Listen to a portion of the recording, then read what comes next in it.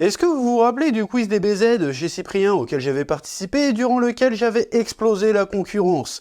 D'ailleurs, j'avais gagné le premier prix, une magnifique Tsume HQS Magine Vegeta. Vous me demandez tous, mais est-ce que tu l'as reçue cette figurine?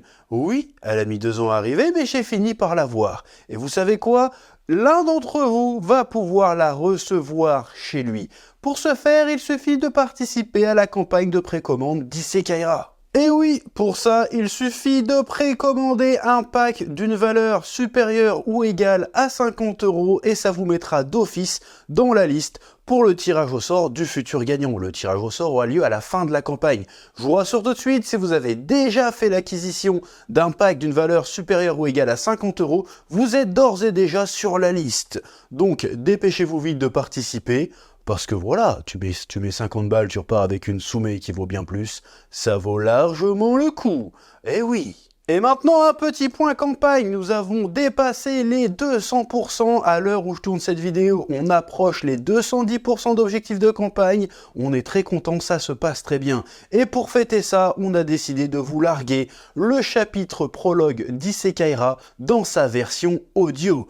Audiobook, lu avec ma voix de crooner indétrônable et reconnaissable entre tous. Je vous souhaite une très bonne écoute et que la passion vous guide. Tous les liens sont dans la description. Oui.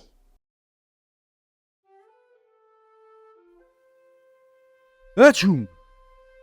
C'est par un éternuement violent et morveux que le jeune et fringant K rompit le silence pesant de cette fin d'après-midi d'hiver au pied d'un immeuble vétuste situé à l'extrémité sud de la cité. Sky sa mère, Zubi.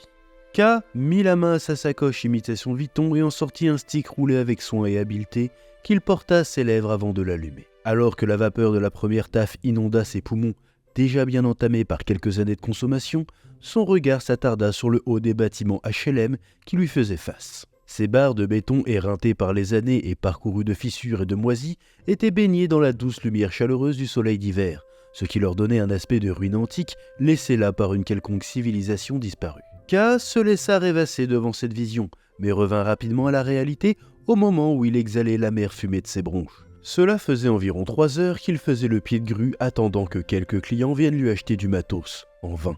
Il avait pourtant l'habitude de poireauter en attendant des clients, mais d'habitude, il ne choisissait pas lui-même ses spots. Il suivait tout simplement les instructions de son chef, le Polak, un des grands du quartier qui gérait une bonne partie du trafic dans la cité. Mais K, plein d'ambition, avait pris la décision de monter sa propre affaire.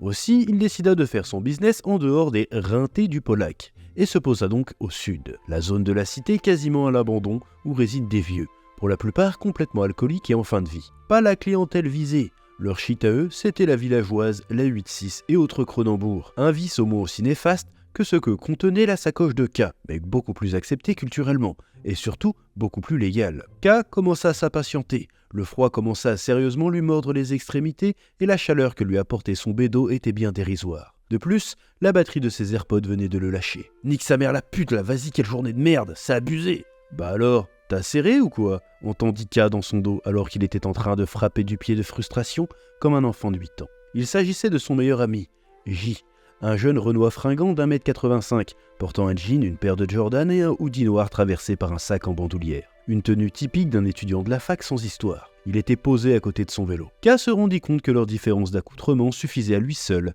pour comprendre à quel point leur vie prenait une direction différente. K arborait un look typique de bicraveur moderne, l'inévitable combo Lacoste TN, un pullover imitation Gucci qui cachait un t-shirt 1-2-3 Viva l'Algérie, une fausse sacoche Louis Vuitton, des petites lunettes de soleil fumées AliExpress et des cheveux mi-longs noués à la samouraï accompagnés d'un dégradé à 10 €. Comme beaucoup de jeunes DZ de son âge, il voulait ressembler à Nos et à Demo du groupe PNL. « J, comment ça va frérot, ça fait un moment qu'on ne te voit plus ?» dit K en donnant une accolade chaleureuse à son ami. « Tranquille, j'ai trouvé un taf après les courses, pour ça, j'ai plus trop le temps de traîner. Et toi, qu'est-ce que tu fais là ?»« Bah on fait des sous, tu connais. »« Ici, mais y a jamais personne, c'est le Polak qui t'a mis là ?»« Non gros, je taffe plus pour le Polak, je me lance solo, t'es mal entrepreneur. »« Ah sérieux, il te laisse faire du bis dans ton coin comme ça ?»« Bah tu sais, suffit de savoir se faire respecter, hein, puis j'ai pris un coin occupé par personne de toute façon. D'ailleurs, t'as besoin d'un truc ?» dit K en trouvant sa sacoche bien remplie. « Non, c'est bon, merci, là, j'essaye d'arrêter. » répondit J, en essayant de détourner le regard du contenu de la sacoche, comme pour fuir la tentation. « Ah sérieux, tu fumes plus ?» J se lance dans une justification alambiquée à base d'arguments tels que le manque de focus dans les études et autres méfaits pour la santé et la vie sociale. Mais il semblait plus tenté de se convaincre lui-même plutôt que son ami, qui n'eut pas grand mal à lui faire prendre un petit 10 balles offert par la maison. Légèrement gêné, J entreprend de quitter son ami en remontant sur son vélo. « Bon allez, moi je m'arrache, merci frérot, fais attention à toi. »« Oh merde !»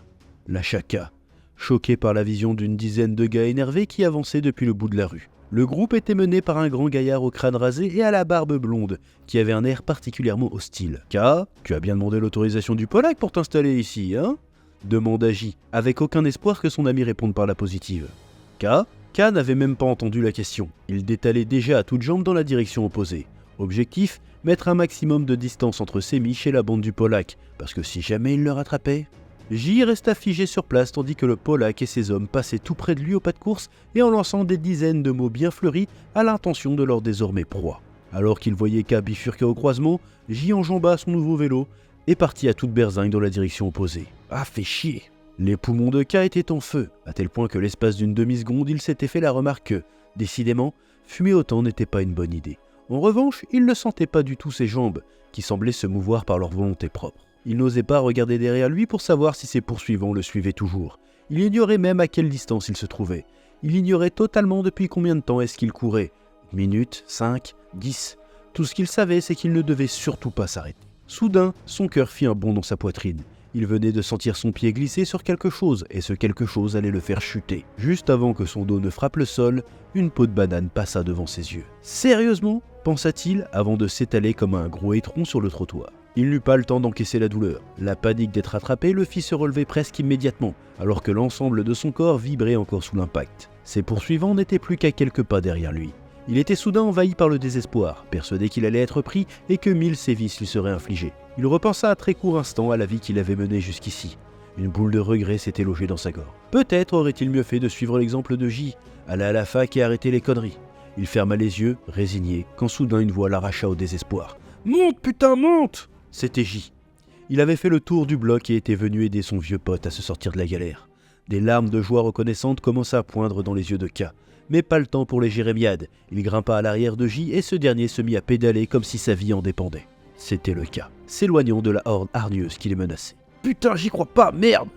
jurait sans cesse J, avec un ton entre énervement et l'envie de chialer. J savait pertinemment qu'il venait, en sauvant K, de se mettre lui aussi le Polac à dos. Il était presque en train de regretter son geste quand les remerciements de K vinrent à ses oreilles. Il ne pouvait pas laisser son ami d'enfance dans la merde, même si la merde, il l'avait bien cherchée. « Merci J, la vie de ma mère, toi t'as un vrai frère !» J se retourne vers son ami, le visage en sueur mais avec un large sourire rassurant, plein de confiance. « T'inquiète, on est ensemble, QLF !» Les deux amis se regardèrent droit dans les yeux dans un instant de pure amitié virile qui ne faisait pas du tout gai. Bon, un petit peu quand même. J entreprit de se retourner car cela faisait un petit moment qu'il n'avait pas regardé la route et que c'était tout de même dangereux. Il se retrouva nez à nez avec l'avant d'un camion de surgelés Picard.